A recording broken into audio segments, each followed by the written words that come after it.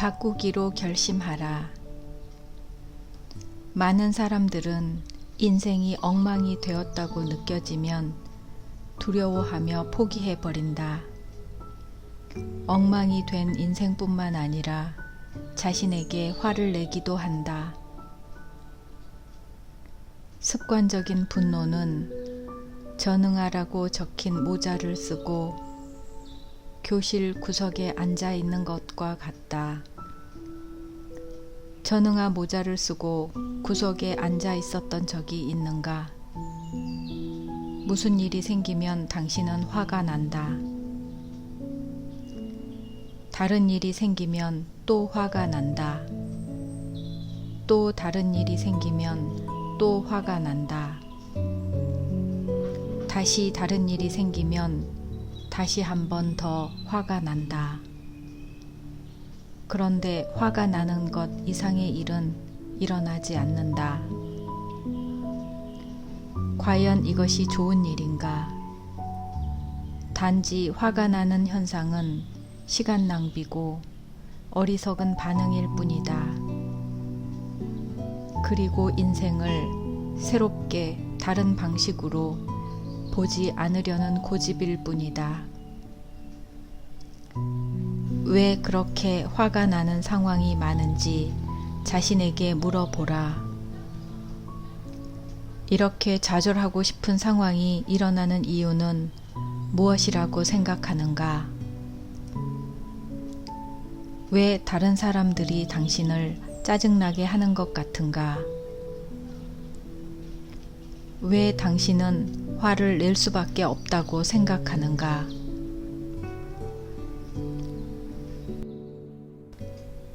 당신이 표출하는 감정은 무조건 당신에게 되돌아온다.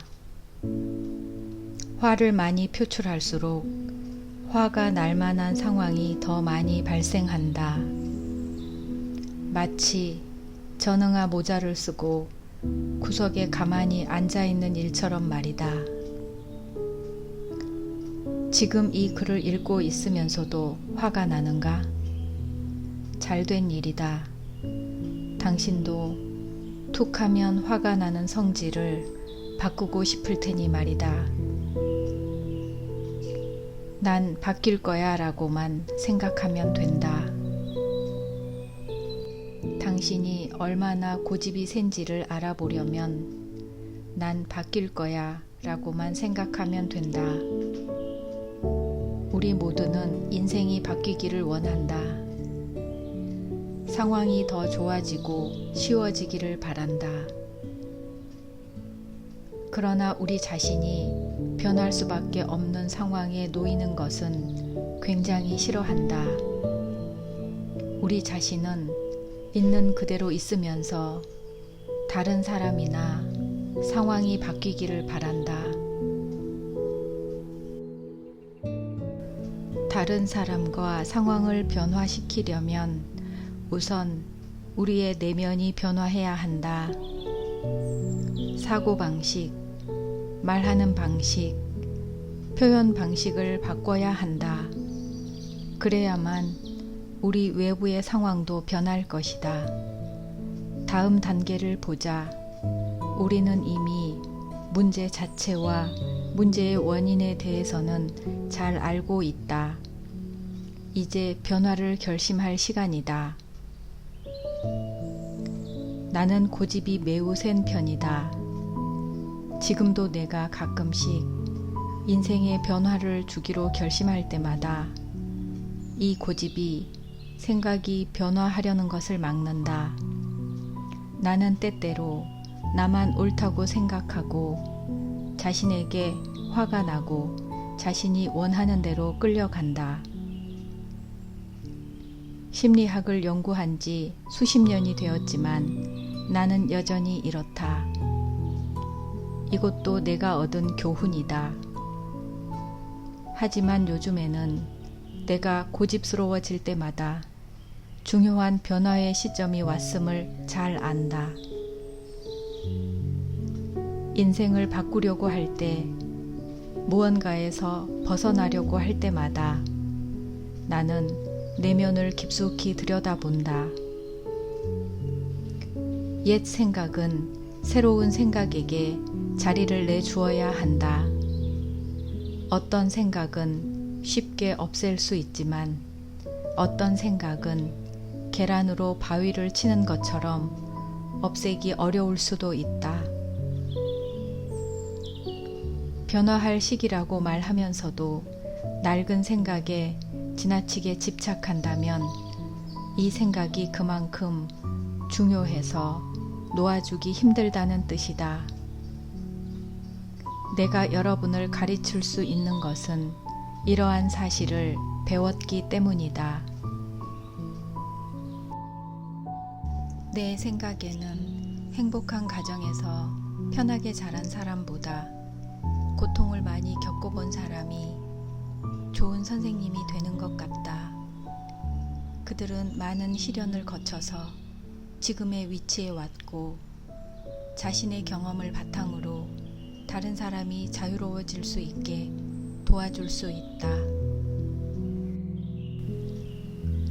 대부분의 좋은 선생님은 더 많은 것을 내려놓으려고 한 개의 껍질을 더 제거하려고 끊임없이 노력한다.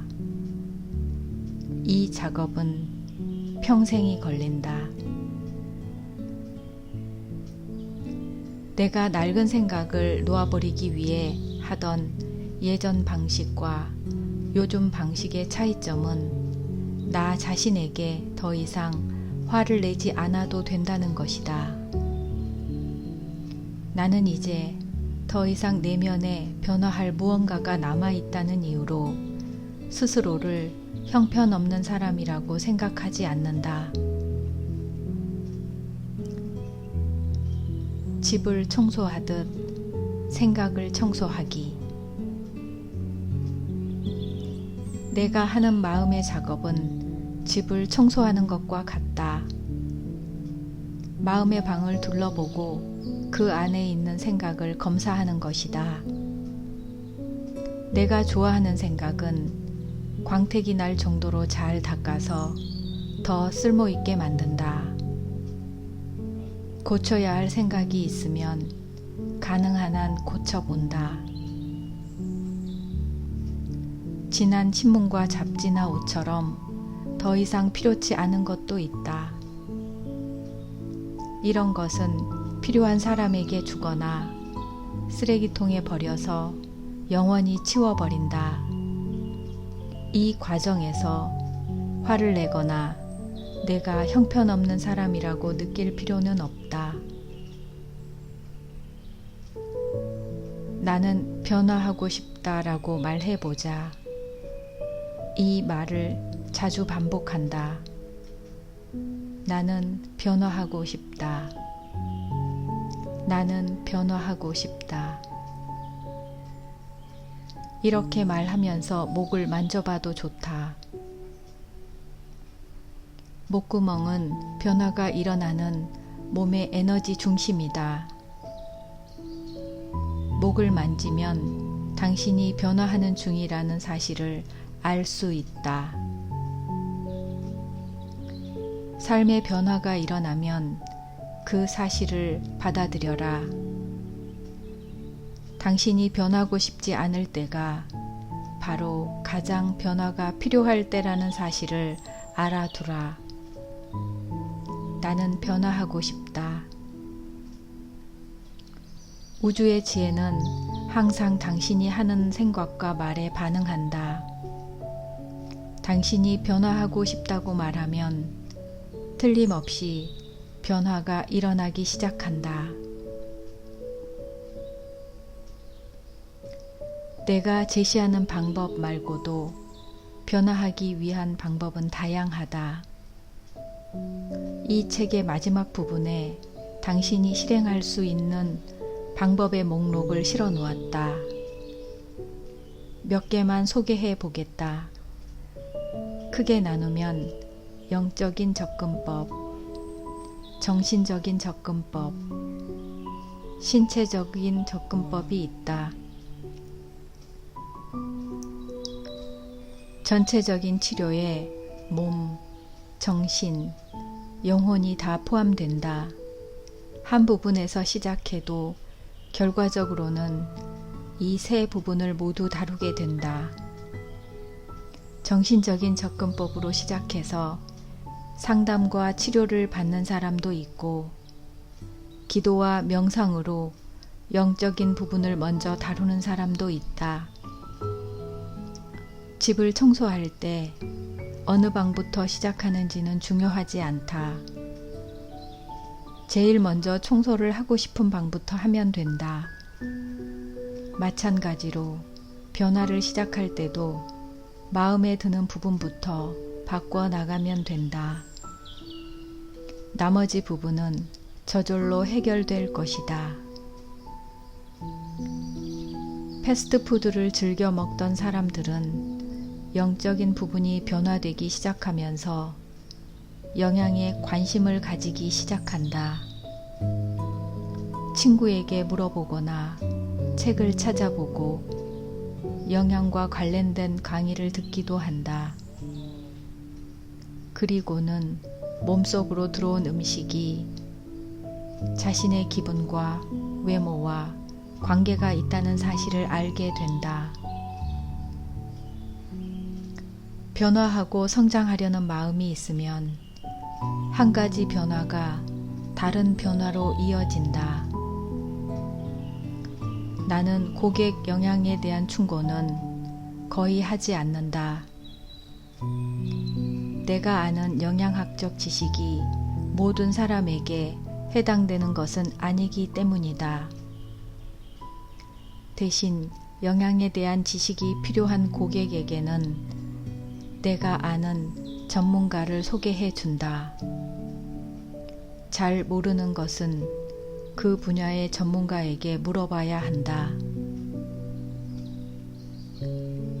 영양에 관한 책은 심한 병을 앓다가 자신만의 독특한 치료법으로 치료를 한 사람이 쓴 경우가 많다.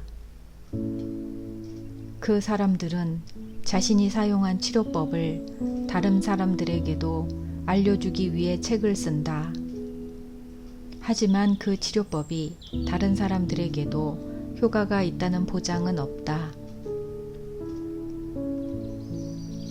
예를 들어 자연식과 생식은 서로 완전히 다르다. 생식을 하는 사람들은 절대로 음식을 익히지 않고 빵이나 곡물을 별로 먹지 않으며 과일과 채소를 같이 먹지 않는다. 소금도 절대로 쓰지 않는다. 하지만 자연식을 하는 사람들은 대부분의 음식을 익혀 먹고 과일과 채소를 같이 먹으며 소금을 많이 사용한다. 이 두 식단 모두 효과가 있다. 자연식으로 병을 치료하는 사람도 있고 생식으로 병을 치료하는 사람도 있다. 하지만 모든 사람에게 효과가 있는 것은 아니다. 나의 영양 철학은 매우 간단하다. 잘하는 것은 먹고 잘하지 않는 것은 먹지 않는다. 당신이 생각하는 것에 신경을 쓰듯 당신이 먹는 것에도 신경을 써라. 이렇게 하면 몸에 신경을 쓰게 되고 우리가 먹는 방법에 따라 몸이 보이는 반응도 잘 살펴볼 수 있다. 평생토록 부정적인 생각만 하다가 뒤늦게 정신적인 집을 청소하는 것은 평생 패스트푸드만 먹다가 뒤늦게 좋은 음식을 먹는 것과 같다. 둘 다 변화 과정이 힘들다.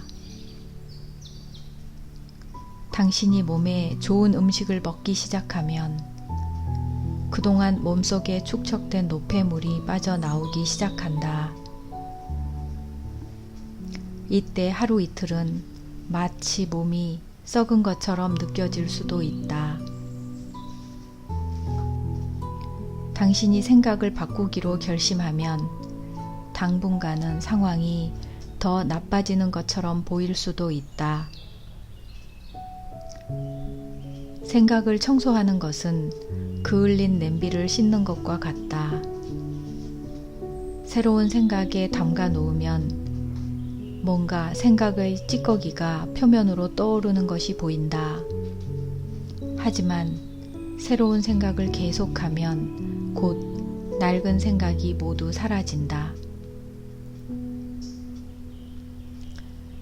일단 변화하기로 마음먹었으면 우리에게 맞는 모든 방법을 동원해야 한다. 다음은 내가 사용하는 방법 가운데 하나다. 첫째, 거울 속에 비친 자신의 모습을 보면서 나는 변화하고 싶어 라고 말한다. 어떤 느낌이 드는지 살펴보라. 만약 당신이 망설이거나 변화를 거부한다면 왜 그런지 자문해 보라. 당신이 집착하는 낡은 생각은 무엇인가? 자신을 꾸짖지 말고 사실을 그대로 받아들여라. 아마 그 낡은 생각 때문에 많은 문제가 생겼을 것이다. 그 생각은 어디에서 왔는지 알겠는가? 그 생각이 어디에서 왔는지를 알든 모르든 이제 그 생각을 버려야 한다. 다시 한번 거울 앞에 서서 자신의 눈을 들여다보고 목을 만지면서 다음과 같이 크게 10번을 말하라. 변화를 거부하는 마음을 모두 버릴 거야.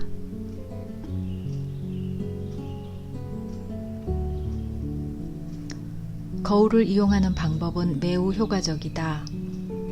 우리가 어렸을 때 우리의 눈을 똑바로 들여다보고 손가락질을 하며 부정적인 말을 했던 사람들이 있을 것이다. 그들에게서 부정적인 메시지를 받아들였기 때문에 어른이 되어 혼자 거울을 들여다볼 때도 자신에게 부정적인 말을 하는 것이다. 외모를 비판하거나 다른 이유를 들어 자신을 무시한다. 내가 생각하기에 자신의 눈을 똑바로 들여다보며 긍정적인 말을 하는 것이 가장 좋은 결과를 내는 방법인 것 같다. 내가 살아가는 끝없는 삶의 가운데서 모든 것은 완벽하고 온전하며 완전하다. 나는 이제 조용히 객관적으로 나의 낡은 생각을 바라보면서 변화하기로 마음먹는다. 나는 가르침을 받고 배운다. 나는 즐겁게 변화한다. 내려놓아야 할 낡은 생각을 발견할 때마다 마치 보물을 발견한 듯이 반응한다. 나는 내가 매 순간 변하는 것을 보고 느낄 것이다. 이전의 생각은 더 이상 나를 지배하지 않는다. 나는 세상의 힘이다. 나는 자유로워진다. 나의 세상에서는 모든 일이 순조롭다.